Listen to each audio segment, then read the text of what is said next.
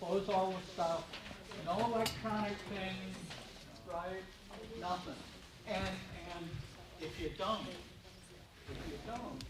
still be okay. Right? And you really don't want that. All right? You don't want that. So you did bring the long 2x4 with a rusty nail. Okay, I just wanted to be sure about that. Okay, so we have a speaker. I would say that he will enthuse you. So, would you say that? I hope so.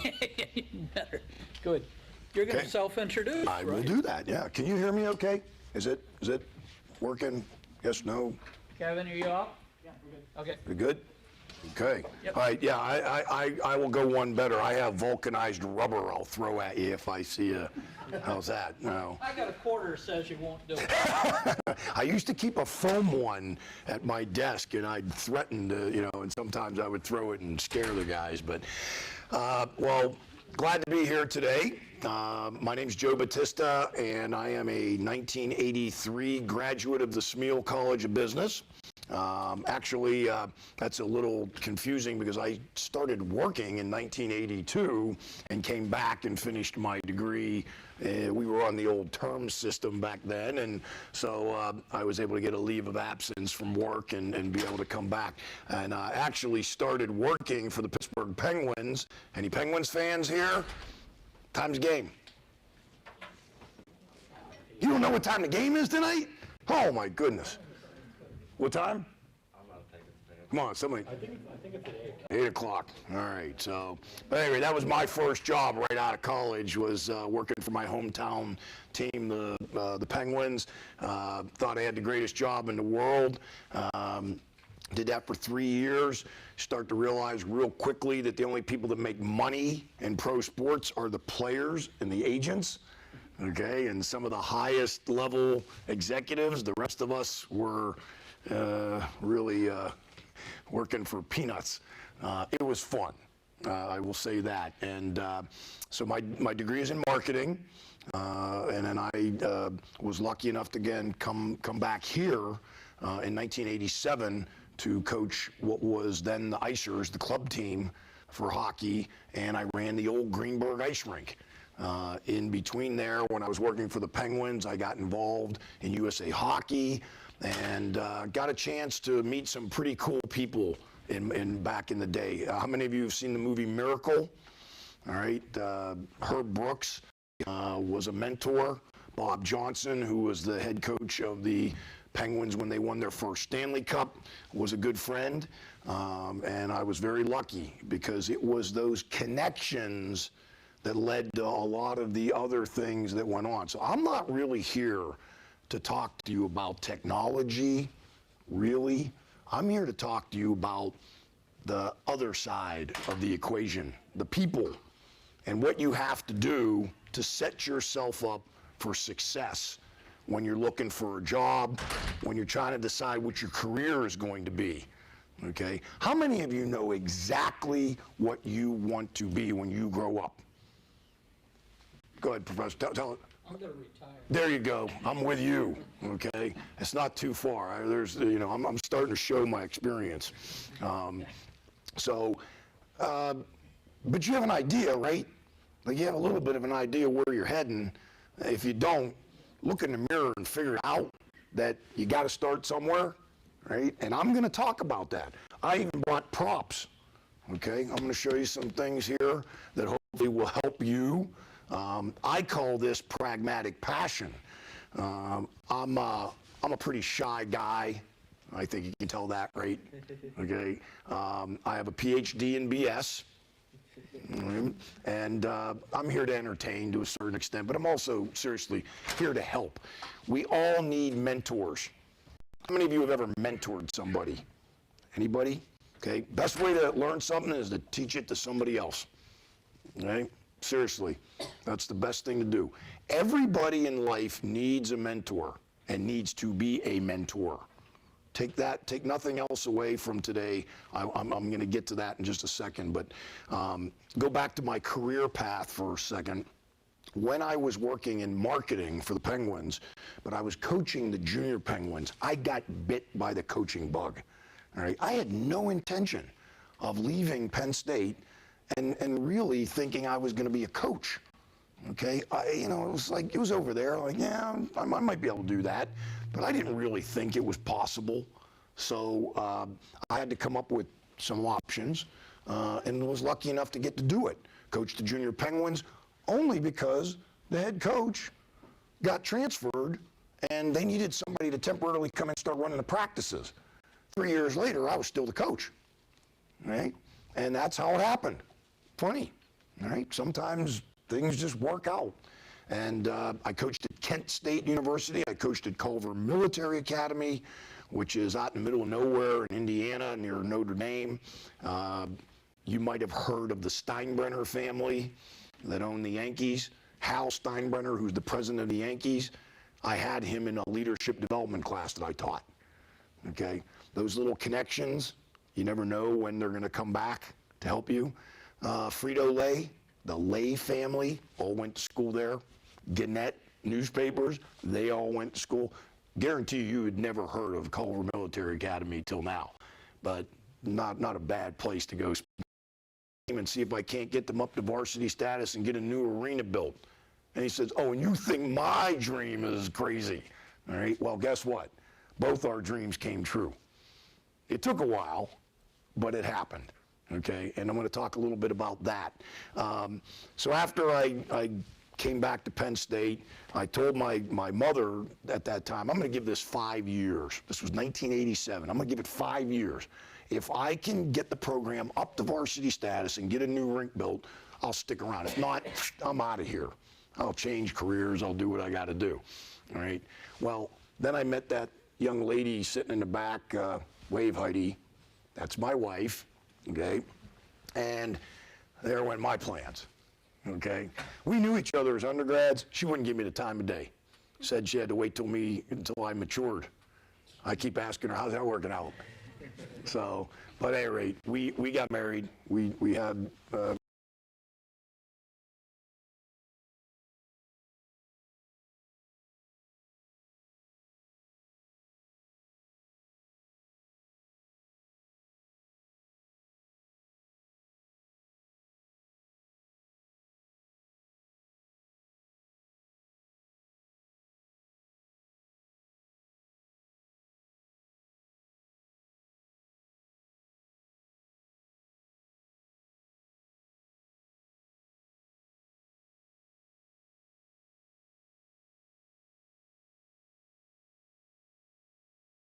right now, just met today with a gentleman who gave a $7 million gift to start, to name the College of Business over at Lock Haven and start an entrepreneurship center.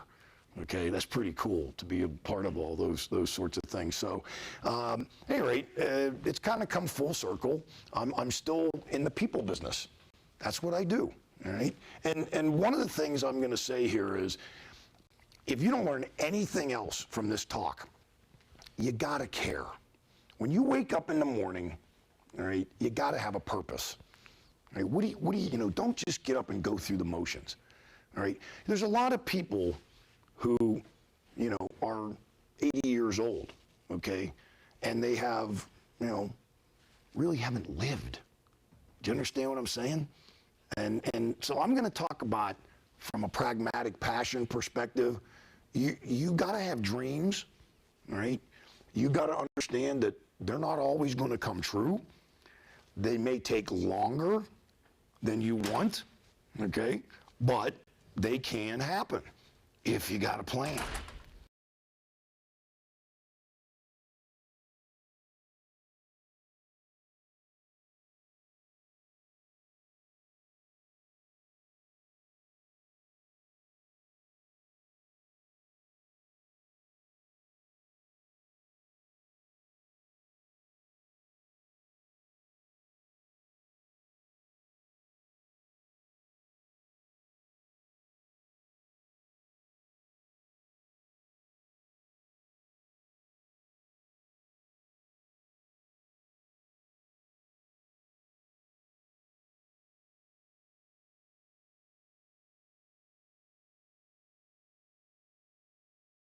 So I had a dream. I want to be a professional hockey player, right? That's what I was. Hey, I was captain of my high school hockey team. I was an all-star. I was the MVP of the all-star game. Doggone it, I'm going to play in the NHL. That's me. See, that's not my hair. That's a helmet, right? Okay, it was the 70s. Give me a break, okay? Notice we played on the outdoor rink back then, right? Because the 3 days after I got to Penn State, they took the ice rink that was in existence then, turned it into an indoor practice AstroTurf field for the football team before Haluba Hall was built. But they did that before they built Greenberg Ice Rink. So for 2 years, we practiced on a temporary outdoor, that's Mount Nittany back there. So where the outdoor AstroTurf field that football practices on right now along Hastings Road, that's where that was. We used to flip a coin to see who had to skate into the wind, right? And we played our home games in Johnstown and in Mechanicsburg, right? And you know what? Those guys that I played on those 2 years on that team, they are still some of my best friends. They're the guys that come back here because we went through hell together. Right? You spend that much time cooped up in a van with people, you get to know them. Right? And we are still the best of friends. And we won our league championship 2 years in a row. So that was pretty cool without having a home rink. All right?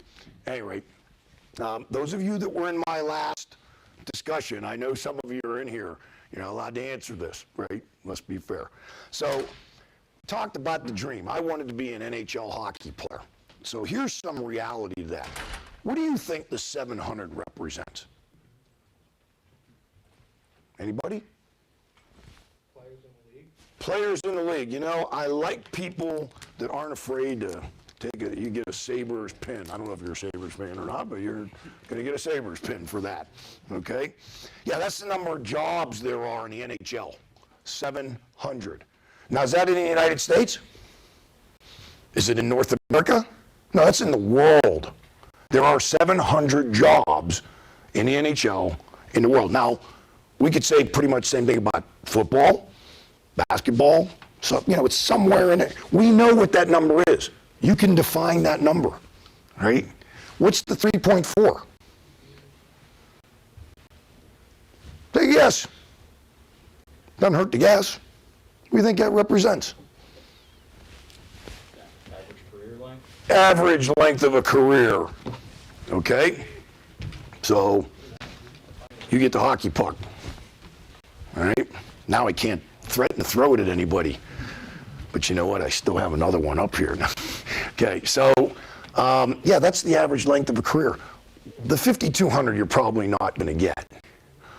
That's the number of certified neurosurgeons in the United States alone. So your odds of being a brain surgeon are greater than they are being a pro athlete. Okay? And nobody likes to think of it that way. And what am I? I'm the Debbie Downer, the negative Ned, busting people's dreams, right? Oh, you know, let me tell you something. This is real. Okay? Are you going to put all your eggs in the basket that, you know? Now, forget sports for a second. All right? Well, I'm going to design the next WhatsApp. I'm going to be the next Weebly guy, right? I hope you are. And if you are, remember to give a scholarship back here, okay? Point is, it's a lot harder than people think, isn't it? All right? A lot of things have to fall into place. And you might even come up with the right idea. It may just be at the wrong time. Or you didn't figure out how to get somebody to fund it, all right? Because you had all the technical skills, but you didn't work on your social skills. You don't know how to stand up in front of somebody and give a presentation. How many of you watch Shark Tank? Okay? You know what Kevin O'Leary says, right? You better be able to tell your idea in 90 seconds. You better be able to get it across to somebody. You ought to be able to tell them why you are the right person, and you better, most importantly, know your numbers. You better know what it's going to take to design whatever it is, the network, the software, the hard, I don't care what it is. You better understand those things. So if you want to be that person that's going to be that ultra successful, it doesn't happen by magic, right? You've got to come up with something. And by the way, think of this. You don't always have to be the person that developed some new something over here. Maybe you take, wow, we were just talking in my last talk about virtual reality. I work with a company called Flex Coach that is really into virtual reality. They don't design the goggles. Who does that? Oculus, Samsung, those, Google's going to have, right? Okay? They don't do the software. You know what they do? Content. Because you can have goggles, you can have software. If you don't have the right content, nobody's going to buy it, right? So their job is to come up with training videos that can be used in virtual reality to help hockey players, soccer players, basketball players, and coaches, and referees, okay? So pick up a phone and talk to one another, or walk down the hall and actually meet face to face, all right? Those skills are still important, all right? I don't care who you are. You can text, you can tweet, you can do all that. Snapchat, and my son's probably back there laughing at me, both of them, because, I don't have a clue with all this stuff. I'm always having to ask them. But it comes natural to you guys, right? You've grown up with it. Us dinosaurs didn't, all right? And remember, you know who the biggest population group is and is going to be for probably the next 20 years of your lives? Baby boomers, okay? And guess what? We're all going to be retired with a lot of money. So if you're thinking about getting into a business, maybe you ought to think about tapping into that marketplace, right? They come after us, get some of our retirement money, okay? Because that's a huge market, huge. But remember, don't assume that we know what you know, right? How many of you know who Vince Lombardi was? Hey, who was Vince Lombardi? Coach of the Packers. He was coach of the Packers. What about today? Why would anybody today know who Vince Lombardi was? He won the first 2 Super Bowls with the Packers. Right, he won the first 2 Super Bowls, and the trophy's named after him, okay? I gave a speech a couple weeks ago, and I was talking about Vince Lombardi and his management style. And afterwards, a young lady walked up to me and said, hey, you talked about feedback being a blessing. And I said, yes, you're right. She goes, listen, I have no idea who Vince Lombardi is. And I went off on this whole Vince Lombardi thing. And it just makes you realize, wow, the generational differences, right? You need to understand that, don't you? You need to understand where your markets are, okay? And that makes a difference. In the last talk, I talked about how many youth sports players do you think there are in the United States? Take a guess. How many kids in a given year are playing youth sports in the United States? Just the United States. 10 million? 100 million? What do you think it is? Come on, be bold. 30 million. Okay, you're close. You're close. Okay, 40 million. There are 40 million kids playing sports. Okay, soccer, basketball, baseball, football, okay, Quidditch, cricket, okay. It doesn't, the point is, that market is huge. Do you know that the sports industry is the 9th largest industry in the world? It's bigger than the automobile industry. It's bigger than Hollywood. Okay? Most people don't understand that. Because people, when I say to you, do you want to get a job in sports? What do most people think when you say that? Athlete. You're going to be an athlete. What else? Coach. What else? Trainer. Okay? And in what level? The pro. Okay? The top league, right? Hey, what about the minor leagues? Don't they need people? Okay? How about sports agents? How about IT people. Buffalo Sabres just posted a job for director of IT. Okay, that's a brand new position. It didn't even exist 5 years ago. Okay, right now, do you think there's opportunity for people with an IT background to be in the sports industry? We didn't even have an analytics department. Now we have 4 people full time. Okay, I want you to think about that.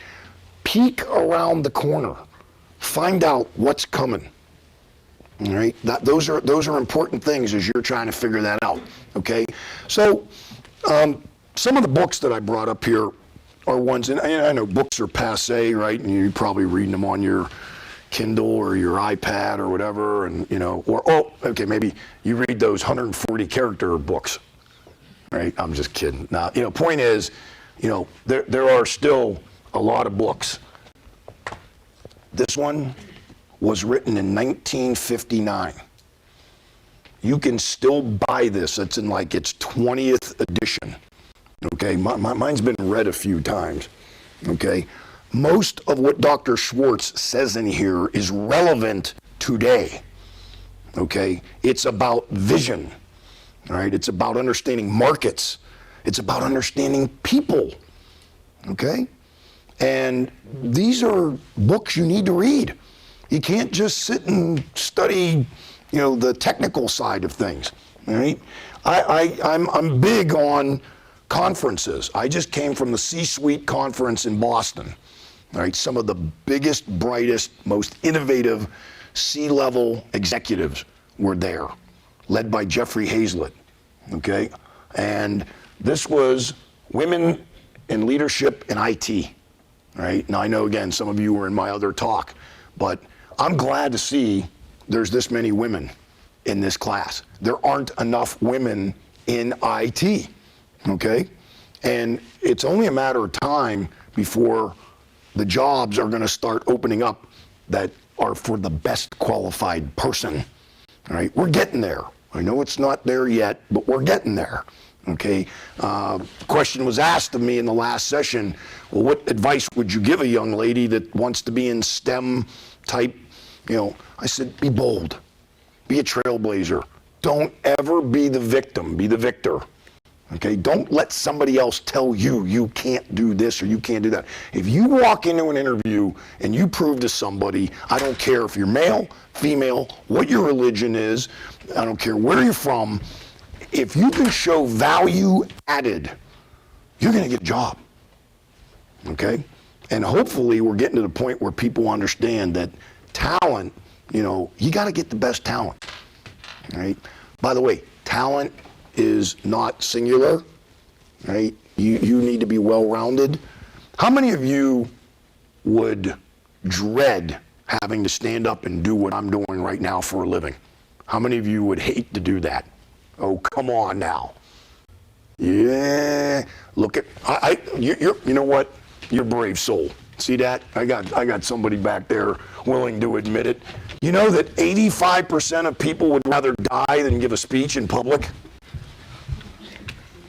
Okay? How about that? Okay? People are more afraid of doing that than they are of most things in life. All right? Well, guess what? You can't get very far if you can't give a proposal or presentation. I'm just not good at it. Well, then learn, okay? Dale Carnegie, these courses are still offered. Anybody know who Dale Carnegie was? How to Win Friends and Influence People. Great book. Again, just like Thinking, Magic of Thinking Big, right? It's, when it's all said and done, you got to be able to say to get it done, okay? You got to be able to talk. You got to be able to relate to people. All right? You might have the greatest idea going, but if you can't sell it to somebody or partner with somebody who can, you may never reach your goal. That would be a shame, wouldn't it? To have the right idea, to have the right innovation, and not get it to fruition. All right? You've got to understand the whole world, the global picture of this, that it's not just about how smart you are. Okay? So we'll get back to that. You got to figure out what makes you happy. How do you define success? And by the way, that's different for all of us, isn't it? Okay? We don't all have the same definition of success. And in my world, that definition has changed over the years. Okay? I used to think it was all about winning championships. Well, the more championships we win, the more successful I am. Okay? Then you start having a family, and you start realizing, well, I want to be able to live comfortably. I want to be up to here in the water. Okay? I don't want to be up here. Certainly don't want to be up there. All right? I feel sorry for some of you who have had to go so far in debt to be able to get a college degree that you're going to be paying a mortgage for a long time. It's a shame that we're there. Okay? Hopefully some things can improve so it's not going to be that way. And oh, by the way, I'm going to challenge you right now as Penn Staters that when you do go, give back. I don't care what it is, time, energy, give internships, hire other Penn Staters, give back some money on an annual basis, and because somebody else has done it so you could all be here today, so that you could have the equipment that's here, et cetera. Yeah, you've paid tuition. I get that. We all did. Oh, I'm still forking it out, all right? But give back, all right? Give somebody else an opportunity too, all right? We got to start planting seeds, all right? And everybody wins when we do that. So really, when I coach, my wife always says I was my happiest when I coached, okay? I'd have done it for free. I loved it. I loved being a part of something that was bigger than me, all right? And, you know, we were very successful as a club team. We did very, very well. But most importantly, we made friends for life.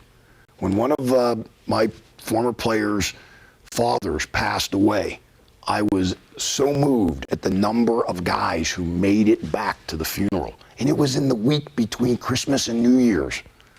And that many people made the sacrifice to come back. That's a bond. That's something cool. You know, hard to get that in a lot of places, but why? Why can't you have that at work? Who's to say that you can't develop that kind of a team, all right, where you understand that if you all do well as individuals and you don't care who's getting the credit, everybody wins, all right? We'll talk a little bit more about that. So you got to know thyself, all right? We won 4 championships in a row, all right? The 4th one was the hardest because we worried about complacency setting in.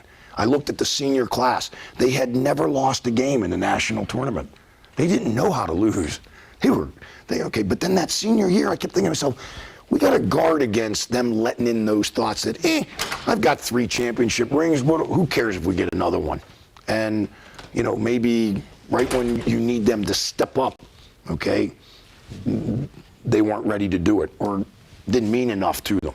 So we had to be ready for that. But you've got to be able to confront brutal facts, all right? That's the mirror test. You got to be able to look in the mirror and be able to say, I need to work on this. I need to improve this, okay?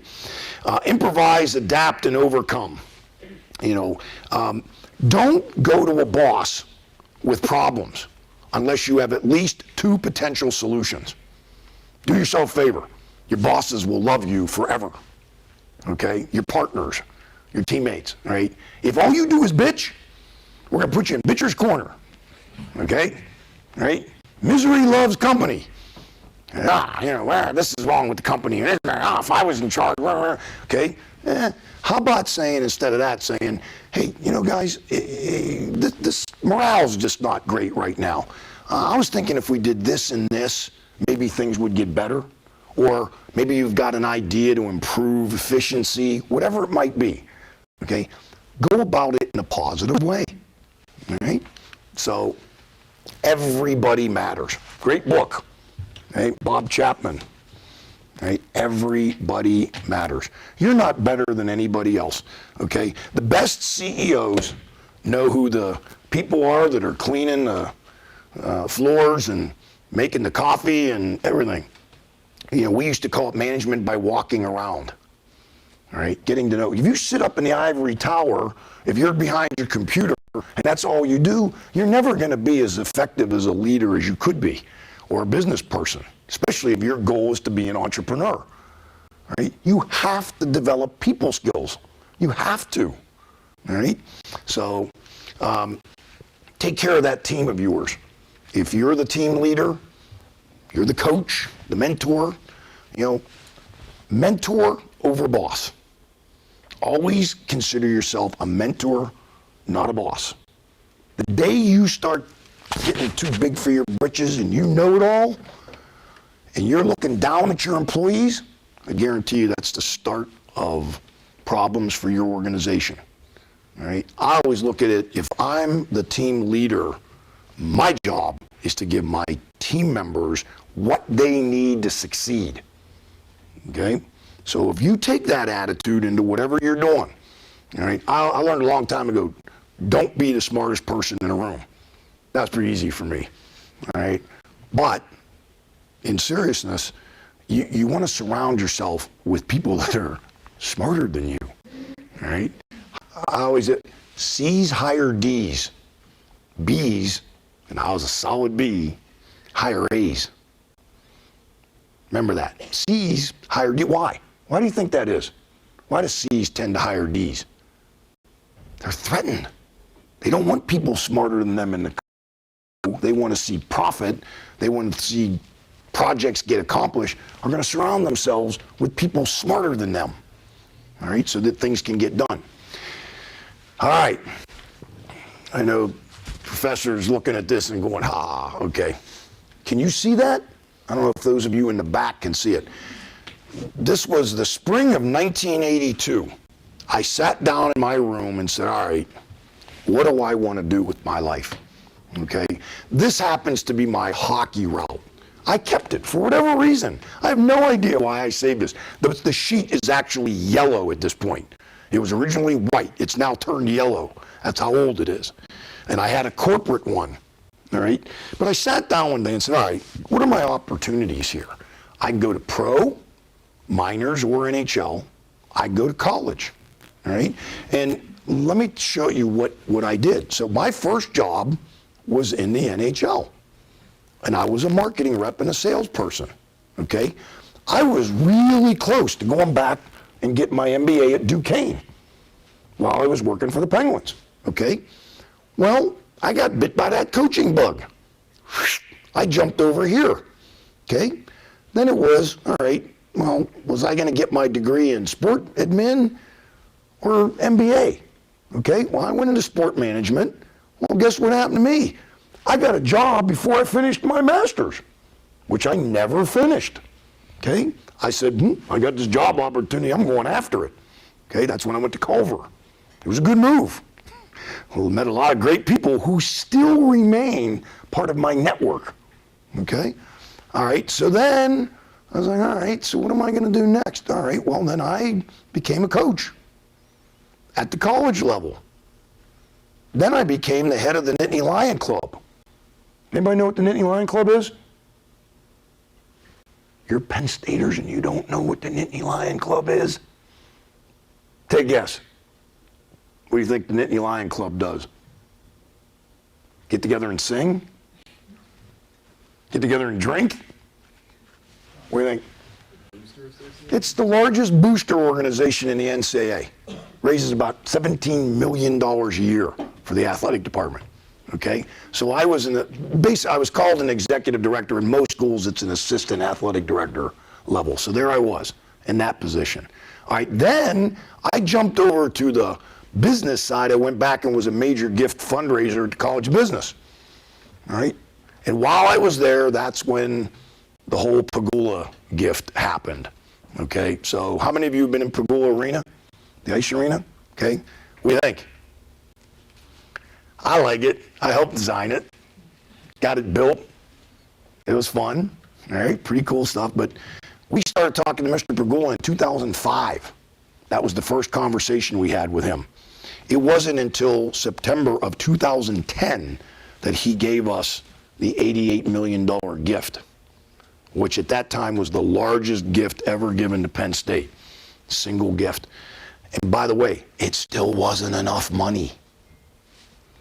In order to build the arena and raise men's and women's hockey to varsity status, we needed $100 million.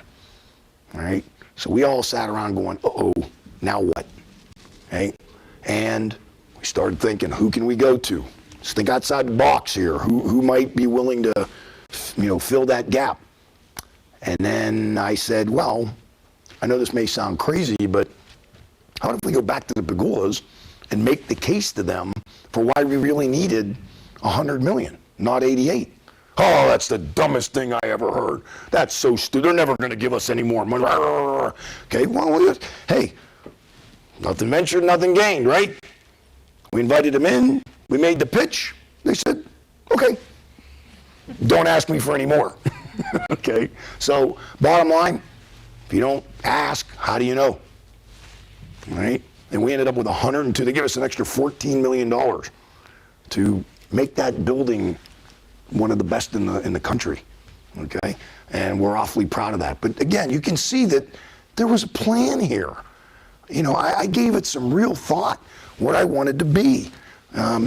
It's a different world today. I get that. All right? Back in this era, it wasn't unusual for somebody to work for the same company for 30, 40 years. Okay? You guys tell me, what do you think the world's going to be like for you? How often do you think you're going to change jobs? A lot. Okay? So, do you think your ability to sell yourself is important? Do you think your ability to communicate with other people is important?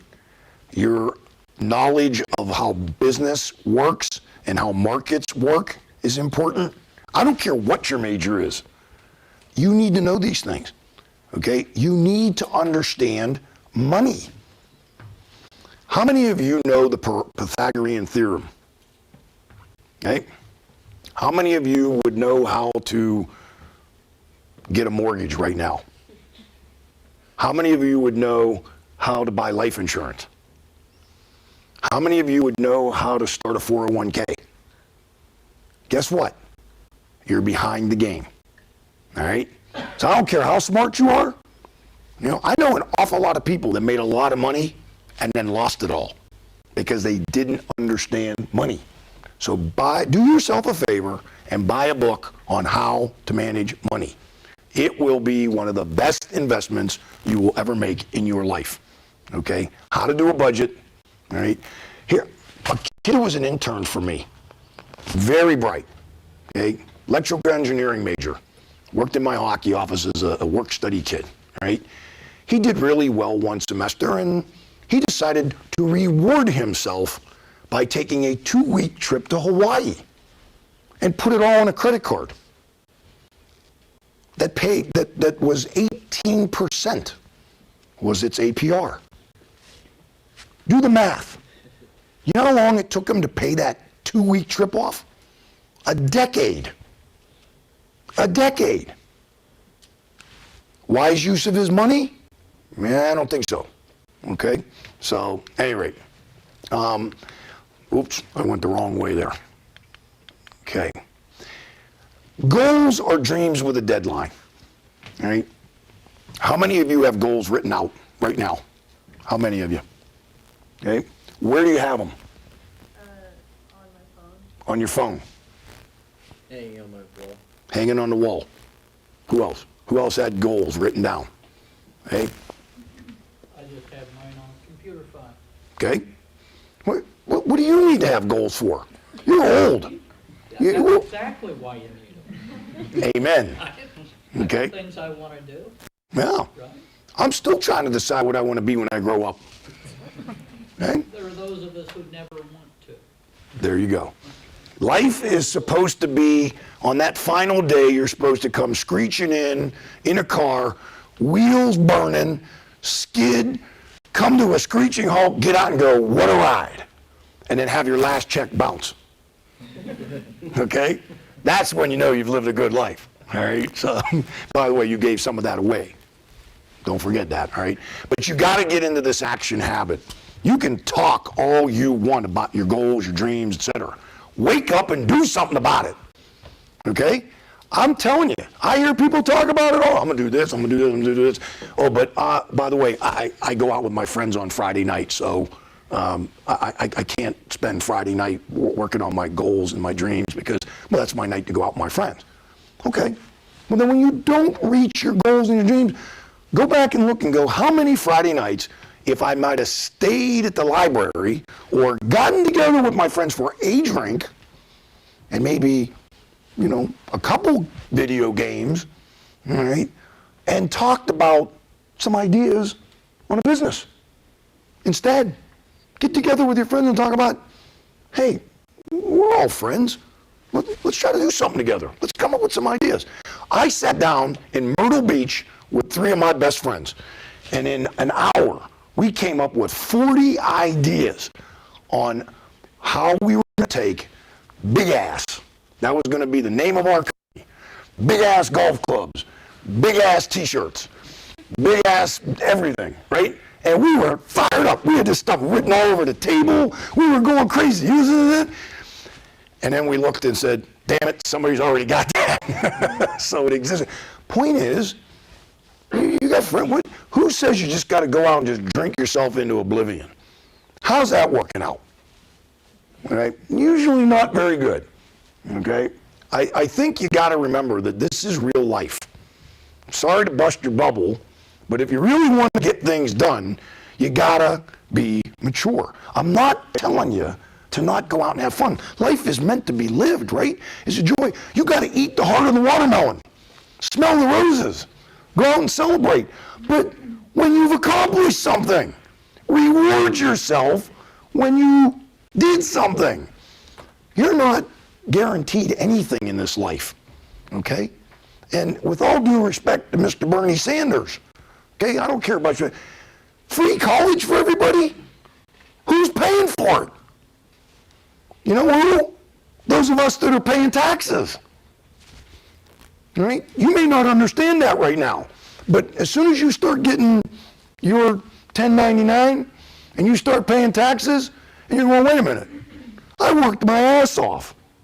Why am I paying for that person's stuff when they screwed off, didn't do anything? Okay? That's my last political statement. Right? Nothing against Bernie at all. I get it. Right? In a perfect world, wouldn't it be great to have, but it doesn't work like that all the time. So what are you going to be? You're going to be one of those people that sits back and bitches about it? Oh, you know, no. Get into this action habit and make shit happen. Okay? You want to change things? Figure it out. But I can tell you this, if we keep spending money the way we are, you know what? I'm a shy person, and I know I got to get better at dealing with people. You know what? I'm going to go join Toastmasters.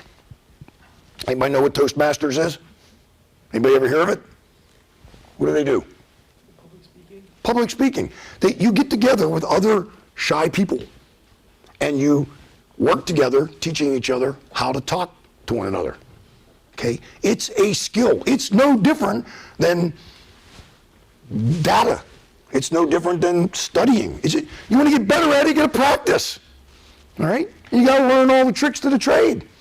All right? I'm not saying you're all going to become the next Tony Robbins. Right? Everybody know who Tony Robbins is? Right? Motivational speaker, right? Yeah, not everybody's going to be Tony. I'm not going to become Tony. All right? But here's the point. You got to improve, right? Everybody's got to get better at that.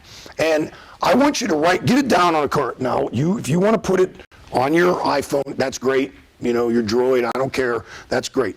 To me personally, I still think when you write it down, it's more effective. And then tape it somewhere where you're going to see it every day. Put it on the mirror. Because when you look in the mirror, that's your harshest critic looking back at you. That's the person that's got to hold you accountable. You can't lie to that person. All right? So put your goals there. You know where the other one goes? You spend too much time in front of a video game, Stick it on your monitor. Yeah, I'm not saying you shouldn't play video games. You got to relax. But put that there so you're, I could play one more game, or there's my goals right there. Oh, okay, I'm going to go over here and do something productive. Hey, although my son constantly reminds me that when we took him out to this hunting and fishing camp, I think the first time he ever shot a gun, picked a gun up and shot at these clay pigeons, he got like 95% of them. And he took his goggles off, took his hair, and you remember what you said to me? Think all those video games were a waste of time, Dad? Hey, wow, I was impressed, okay? But at any rate, so, and if you put that someplace where you're going to get it done, okay? So, these are some of the core principles that I think I've learned over the years. You got to be courageous. You got to surround yourself with great people that are going to make you better, okay? And ditch the negative people in your life. Oh, that's my friend. Are they really your friend if all they do is tell you, oh, you'll never do this, oh, you're this, you're that? All they do is criticize you? I'd get another set of friends, okay? Take charge of your life, all right? Never stop. You got to be a life learner. You got to be, okay? Things are changing so quickly these days, right? Always have above and beyond. All right, at Disney, who's in charge of cleaning up the park? Who cleans the park?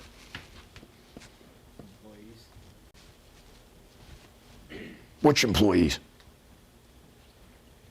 Employees that signed up for that job. Custodians, janitors, right? Who cleans the park at Disney? That's not the answer. Who cleans the park at Disney? Come on, somebody figure this out. People. Everybody. It doesn't matter if you're the CEO, okay? Everybody. You go to, how many people have been to Disney? It's unbelievably clean, isn't it? Because it doesn't matter who you are. You can be a supervisor, a manager, a vice president, the CEO. You see paper on the ground, their culture is you pick it up and you drop it in. You can't be one of those people who say, not my problem. Okay, now, hopefully you work for people that will understand that. I am not a silo guy. I am anti-silo. No silos. All right, to me, you got to be willing to work across things. The old days were, you know, well, that's marketing. Well, that's accounting. Here's what happens. You go work for a company that's managed by somebody with an accounting background, it's run differently than somebody that had a marketing background. And it's run differently than somebody that has an IT background. And here's the point. Does the company only succeed because they are an expert at IT? Or they're an expert at accounting? Don't you need everything? And don't you need them all working together? That's going to be a successful company. All right? So, the golden rule. Treat others not only as you would want to be treated, but treat them the way they want to be treated. Okay? That's the world we live in. You have to treat people with dignity and respect. You have to have that attitude of gratitude. Remember, payback time, right? I told you, when you're all successful, you are going to give back to something or somebody. If you do nothing else, you're going to do that. You're going to help somebody else less fortunate than you. We got a deal? Okay? All right. And at the end of the day, passion and persistence matter. It took us 35 years for my dream to come true. I came here in 1978 thinking I was going to play varsity hockey in a brand new arena. It happened on October 11th, 2013. But it happened. I just take a little time, that's all, right? So, all right. Do you guys know who Scott McNeely is? You ever hear Scott? Sun's Microsystems, okay? You know why I like him? He's a hockey guy. He built a full-size rink in his backyard. All right, that's pretty cool. All right. At the end of the day, you gotta make the outcomes, you know, quit thinking you've got all the answers and you always have to be right, okay? You've got to learn how to work with other people, right? Be courageous. You gotta, you know, you gotta understand this. Am I your enemy? because I tell you the truth? Hey, I can tell you right now, the people that will make the biggest difference in your life are the ones that are not afraid to tell you what you need to hear. Your best friends are the ones that got to say at that time, shut up. You know, I'm tired of hearing you bitch about this. Why don't you change, get rid of that habit, and then that will take care of things. Okay? That's what you need in your life. I don't know about you, toughest teachers I ever had are the ones I remember. I hated them when I had them. Our hockey players, every day when we would get to our banquet, would talk about our strength coach. And one of our captains stood up one time and said, 364 days of the year, we hated Brad. On the 365th day, we picked up our championship ring. Okay? They won 4 national championships in a row. All right? And you got to have courage to make tough calls at the right times. Okay? Bob Johnson, I mentioned him. Bob was the head coach of the Penguins, coached at University of Wisconsin, coached the Olympic team. All right? Surround yourself with people who will challenge you to be better. That's my A team. Okay? I still get together with J.D. Hammond once a month. Okay? He was the dean of the College of Business. He's retired. He's living in a Fox? Which one's he live in? Foxdale. Okay? I will go pick him up because he can't drive anymore. Right? You sit down and I have a lunch with him. You think you can learn something from a guy who was the dean of the College of Business? Right? All these people, Ray and Paul, the docs, the DOCs as we call them, I'm on texting with those guys all the time. I don't make any big decisions in my life without passing it by my mentors. Okay? And by the way, I have to mentor. That's part of that paying it forward thing, right? Okay? Jim Collins, who wrote the book Good to Great, which is one of the best books I've ever written, although it's getting a little stale now because half the companies that are in here don't even exist anymore. All right? But I loved all of his philosophies. Why settle for good when great is possible? Okay? So you got to be willing to do that. He talked about egos. All right? So what's that say? Egos don't win championships, teammates win championships. Okay, egos don't win championships, teammates win championships. You want to have a successful company, successful business, you better have good teammates. All right, this is what this faced my players. This is what I was looking at. What's it say? Great coaches know when to Louder. Great coaches know when to lead and when to get out of the way. Great coaches know when to lead and when to get the hell out of the way. All right? How many national championships did I win at Penn State? Anybody know? How many? 2. 2? How many? As a player or a coach? Either. How many did I win? Well, let's stick with the coach. How many? Tell them. 0. 0. Did I score a goal? Did I block a shot? Did I make a save? Nope. Who did? The team. Okay? All right? The best teams that I coached and worked with were the ones that at the end of the season when it was playoff time, I was on autopilot. They were ready. It's their team. Okay?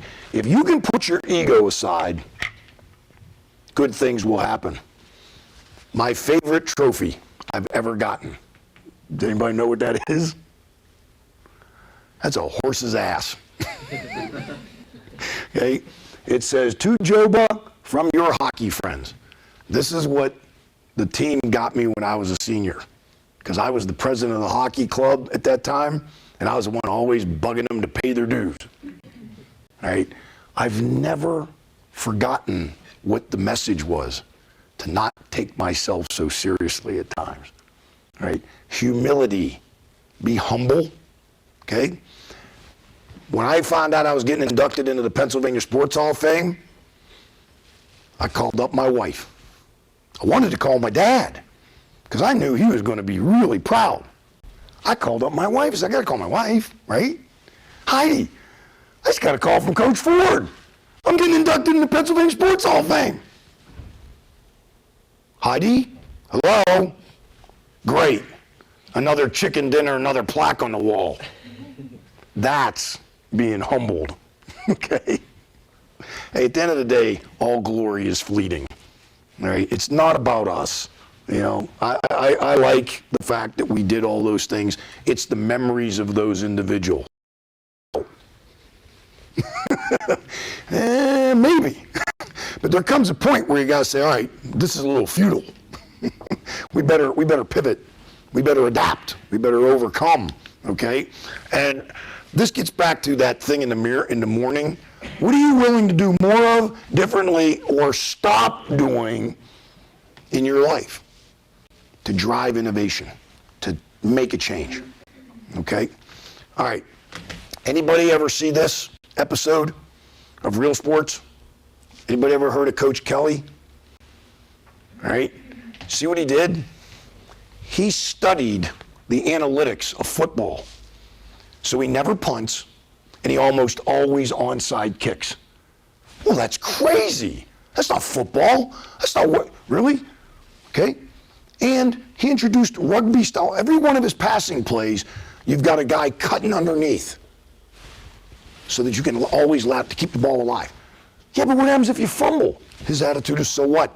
Statistically, we're going to gain more yards than we're going to give the ball up. But how many football coaches have the courage to do that? They played the second-rated team in the state. They were up 28-0 4 minutes into the game. They scored, onside kick, scored, onside kick, scored, onside kick. Because nobody's expecting it, right? Thinking outside the box. All right, so, and I've got all these books up here, and I'll leave them up here for you to look at. Here's one: Your Gut is Still Not Smarter Than Your Head. Okay, it's all about analytics, right? You know what sport is way out ahead of all the other sports in analytics?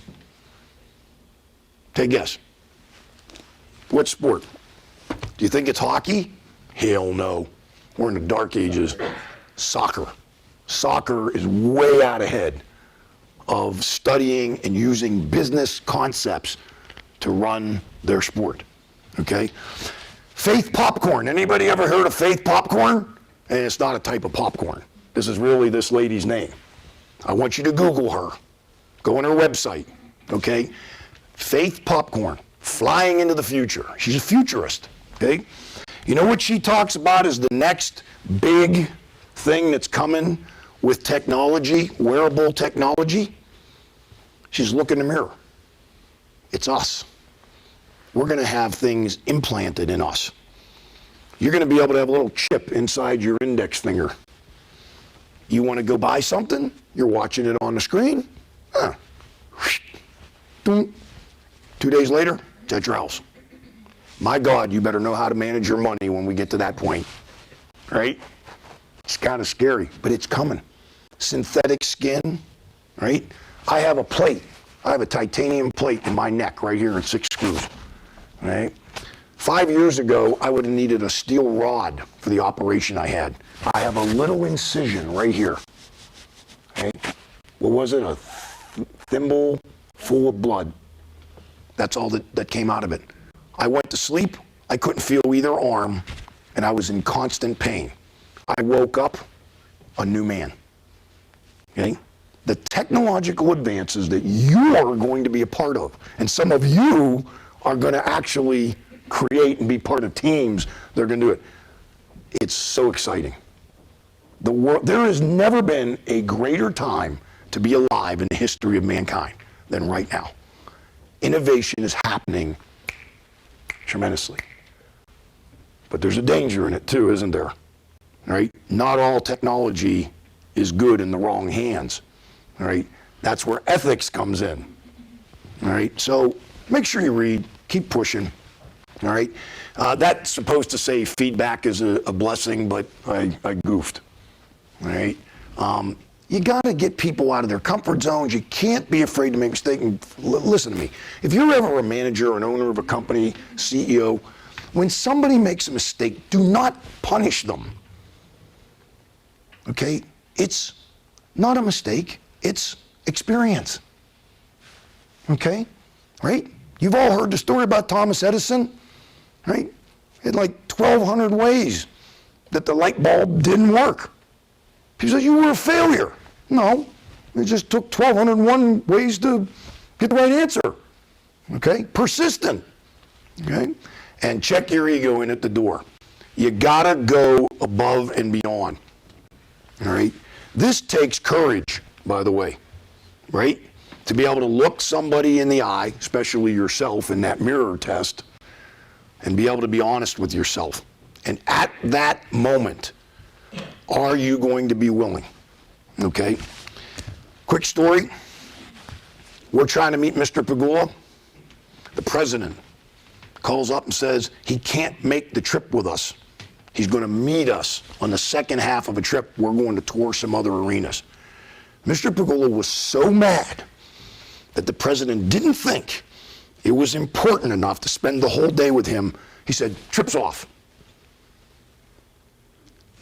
Now, what could have been my response? Oh, well, I guess there goes that. Okay? I called up our athletic director, said, I'm not asking the president. President made up his mind. You ain't going to change his mind. I called up people in Old Main. Said, hey, can any of you get him to understand that if he doesn't come on this trip, we're probably not going to get this gift? Right? Oh, no, Joe, we've been in meetings with him. When he's made up his mind, I called up his executive assistant, Carolyn Dolbin, who was a friend of mine. And I said, Carolyn, I need you right here, right now. This is that moment, okay? If we cannot get the president to reschedule his trip and come with us and spend the whole day with Mr. Pagula, this thing's going to fall apart. She made it happen. He wasn't happy with me, okay? But she made him. Every time I see her, I go up to her, I give her a hug, and I tell her, you were as important to this gift happening as anybody else. Because if she wouldn't have had the courage to go up to him, the whole thing might have fallen apart, okay? If you don't take care of your customers, somebody else will be. A pretty simple statement, isn't it? Right? We're not sorry. We're not doing that for you. Okay. They're off to the next company. Right? You better always be innovating. You got to deliver more than you promise. Out-prepare, outthink, and outwork the competition. I'm sorry, I'm an old coach. That's what I do. Okay? Success can mask a lot of things. Do you know that Sheetz Corporation, and how many of you grew up in this area? Anybody? Do you remember when you were a kid, Unimarts were everywhere? There weren't Sheetz around here, were there? Okay? Sheetz kicked their ass. You know what Sheetz has that Unimart didn't? Sheetz has a person whose job it is to figure out how to put today's Sheetz out of business 5 years from now. That's all they do. They're out there going, what's happening in this industry? And we're going to know it. Sheetz had clean bathrooms, they served fresh food, and they had great customer service. And they're thriving. Unimart is almost out of business. Okay? Think about it. Okay, the golden rule, treat others as you want to be treated, and be firm, fair, consistent, and with dignity. But understand this, okay? Life sometimes is fair, but not equal. Okay? I'm sorry. That's life. And it comes back to, you know what? I was an Italian-American growing up in Penn Hills, right outside of Pittsburgh. There were clubs I was not allowed to go into. There were golf clubs we weren't all allowed to belong to because I was Italian and I was Catholic. Well, what were we supposed to do? Say, oh, well, throw in the towel. No, it's okay, fine. You don't want us? We'll go over here and do this. We'll go someplace where they're willing to have us. Okay? Slowly but surely, those kinds of clubs are disappearing. We're not there yet. I know that. Okay? But, you know, most people see me, you know, Battista. He must be in the mob, right? You know, Don Corleone, all right? That hurts, but I'm not going to let it stop me, all right? The more I hear that, the more I'm determined to show them, you can say what you want. I'm just brushing it off, okay? And we're going to get things done. The more people want to do that to you, the more you show them you're gonna be a winner, okay? This all gets back to common courtesy and mutual respect. Common courtesy and mutual respect. Remember that. Common courtesy, mutual respect. We talked about this a little bit, right? That's the dumbest idea I ever heard. I can't believe that was such a waste of time. Don't even. Well, that's one way to handle it, right? Or, hey, you know what? For me to get behind your idea, you're going to have to show me this, this, and this. Now, you're saying the same thing to the person, right? One way, you've got a teammate. The other way, you made an enemy, right? Okay? So, get trained on how to get an evaluation and make sure you learn how to give one. Hardest thing to do is to evaluate somebody else, right? You have to look people in the eye and tell them they ain't getting it done or that they need to change, right? So work on it. Go get some training on it, okay? So that's another thing, all right? Agree to disagree with people without being disagreeable. I'm a big believer in lay all the cards out on the table. Let's not have hidden agendas, all right? And by the way, empathy. Walk a mile in the other person's shoes, all right? You have to understand other people. Attitude is a choice. We're all going to face challenges. They're coming. For some of you, it might be money. For some of you, it might be you're living away from family and friends. For some of you, it might be that you just can't get past Math 141 or whatever that was back in the day, right? Okay?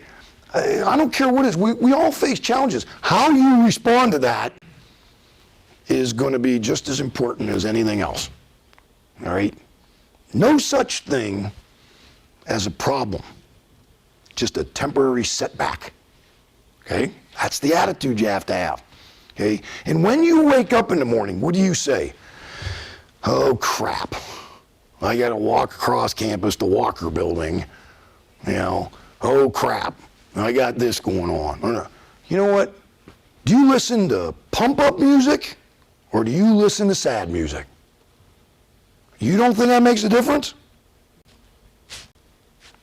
Wake up in the morning, put some kick-ass music on. Go take charge of the day. All right? I guarantee you the day will go better. All right? Think about that. Attitude of gratitude. Anybody know who that is? That's Paul Posluszny. He was not the fastest. He was not the biggest. He was not the strongest. Okay? But damn it, he was a complete football player and still is to this day. And he's had both his knees reconstructed. All right? He may be the finest example of a student athlete I have ever been around. Okay? And say thank you. Remember to say thank you to everybody. Every day. That's another challenge to you. Every day I want you to think of somebody you're going to send a text to, you're going to send an email, or you're going to call and say, hey, I was just thinking about you today. Just wanted to let you know I'm a better person because you were in my life. Parent, sibling, teacher, coach, I don't care, right? It'll make you feel good. I guarantee it, all right? So, all right, dreams do come true, all right? Mine took a long time, but it came true. And this is what I heard. No because. I believe we turn the no because into a yes if. All right, see the difference in the attitude there? No, we're not. You know, we used to talk about in certain cultures, here's what happens when you go to ask for something. No, no, no, no. What was your question? Right? You can't be like that. All right? So we were told that, well, there wasn't enough interest. There aren't hockey programs, the rink, Title IX, budget, lack of pride, all those things. Well, guess what?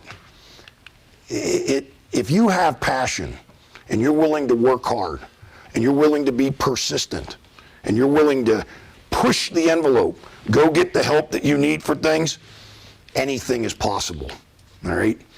The date got cut off down here, but I was walking across Commonwealth Avenue in Boston. I had just got done talking to this guy named Mike Eruzione. Anybody recognize that name?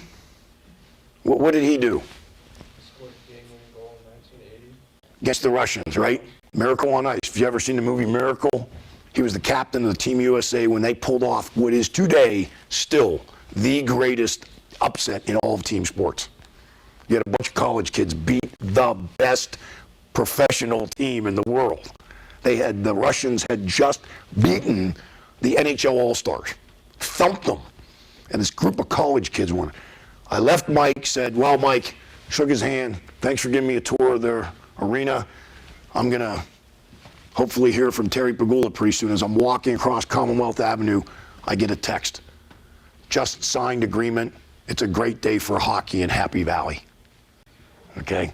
It was unbelievable, that high from that. Okay? Well, this is what our goal was. Build the best college hockey arena, create a collaborating, high-performing team. We called ourselves Team Pegula. Create a great fan experience, build it on time and on budget. That was opening night. Okay? And it was amazing. Right? It was a spiritual experience for me. Okay? I think I'm standing right there, actually, at that time. Proud, you know, of what we accomplished as a group. Okay? And there's the Roar Zone. If you've been to the games and you've gotten a chance to sit, the energy in there is amazing. Well, we designed that on purpose. We built that student section so it was the steepest allowed by code. So it was going to be a fun time if you could get in there and be part of the Roar Zone. Okay? So there were our results. Okay? No one person did this, including Mr. Pegula. Okay? It was a collaborative effort.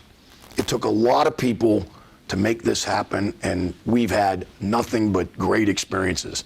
Okay? The team this year, the men's team, they were ranked as high as number 14 in the country, and they got 21 wins in just their 4th year of competition. And they're just going to keep getting better. Okay? And that's Terry. That's Mr. Pegula. That's Cliff Benson, another Penn State grad. We're all Penn Staters. And that was an awfully proud moment for all of us. A lot of tears, a lot of happiness. It was pretty amazing. And so here's my challenge to you. Bring this to a close. I want you to be champions at work. I want you to be successful, okay? Because you're going to push yourselves. You're going to set goals, right? Everybody remembers that, right? Okay. But more importantly, I want you to be champions in life. Okay? You got to care. Somebody has to care. That's the only way we make this a better society, a better planet. Okay? You've got to be willing to care. You care about yourself first, by the way. You know when you're on an airplane and something goes wrong and the oxygen mask comes out, what do they tell you? What's the instruction? You put your mask on first before you help your kids, grandparent, whatever. Because if you don't take care of you, you are no help to anybody else. Health, mental well-being, etc. Take care of you and then care about all the other people. You must care. All right, so again, if you learn nothing else from me, I want you to care. Care about that person staring back at you in the mirror, okay? And of course, always give credit where credit is due. That's partly my book list. I've got all this stuff up here, so if you're interested in taking a look at this, I will tell you that one of the best books I've ever read is this one, Caught Between a Dream and a Job. Think that ever happened to you in your lifetime? Where you got a job and 80% of people are disengaged at work, don't like what they're doing? Don't be one of those people. All right, now you might have to have a job for a little while that will be better for you in the long run if you just get through it, right? Sometimes that happens, but always have that dream in mind, okay, and go after it with all you can. Okay? Well, thank you for your time. I, 2 minutes. Does anybody have any questions? Because I know we're probably past my time, but anybody have any questions? I'll stay here. Okay, glad to talk to you. And I'll even get you my email and stuff if anybody wants to reach out. But thanks for your patience.